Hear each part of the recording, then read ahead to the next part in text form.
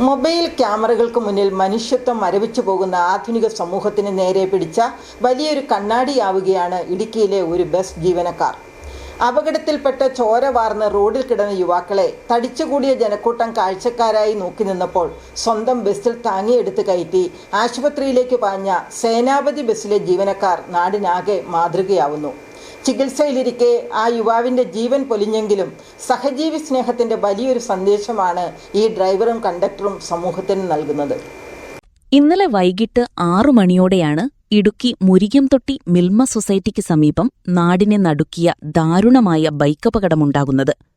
കുരുവില city ഭാഗത്തുനിന്നും പൂപ്പാറയിലേക്ക് 3 യുവാക്കൾ സഞ്ചരിച്ച ബൈക്ക് റോഡിലേക്ക് മറിഞ്ഞ് ചോര വാർന്നു കിടക്കുമ്പോൾ പ്രദേശവാസികളും കാൽനടയാത്രക്കാരുമടക്കം വലിയൊരു ജനക്കൂട്ടം അവിടെ തടിച്ചുകൂടി. 2 വശങ്ങളിലും വാഹനങ്ങൾ നിരന്നതോടെ വലിയ ഗതാഗതക്കുരുക്കും രൂപപ്പെട്ടു.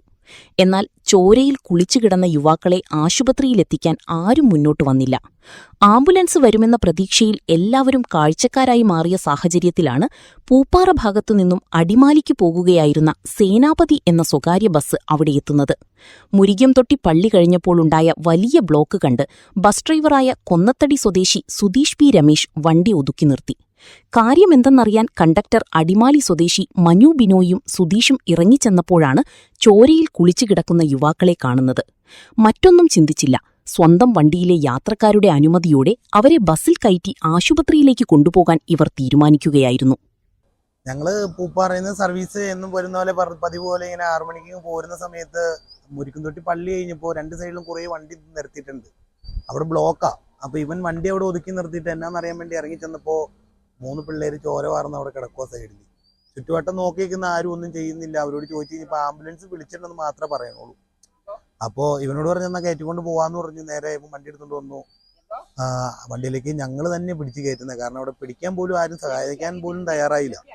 എന്നിട്ട് ചേട്ടാ ഒന്ന് പിടിച്ച് കയറ്റാവോ ഏട്ടാന്ന് ചോദിച്ചു കഴിഞ്ഞപ്പോഴത്തേക്ക് അവൻ ബ്ലഡ് ഛർദ്ദിച്ചു തുടങ്ങിയായിരുന്നു. അപ്പൊ തന്നെ എടുത്ത് കയറ്റി ഞങ്ങൾ ആളെ കയറ്റി പോന്നു. നിയമപ്രശ്നങ്ങളെ ഭയന്ന് ജനക്കൂട്ടം വിമുഖത കാട്ടിയപ്പോഴാണ് ഈ ബസ് ജീവനക്കാർ തങ്ങളുടെ കാരുണ്യം കൊണ്ട് 3 ജീവനുകളെ നെഞ്ചോട് ചേർത്തത്.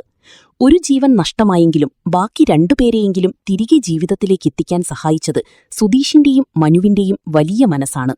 വരും തലമുറയ്ക്ക് ഇതൊരു വലിയ പാഠപുസ്തകമാണ്. സഹജീവി സ്നേഹത്തിന്റെ ഈ സേനാപതിമാർക്ക് ബിഗ് സല്യൂട്ട്.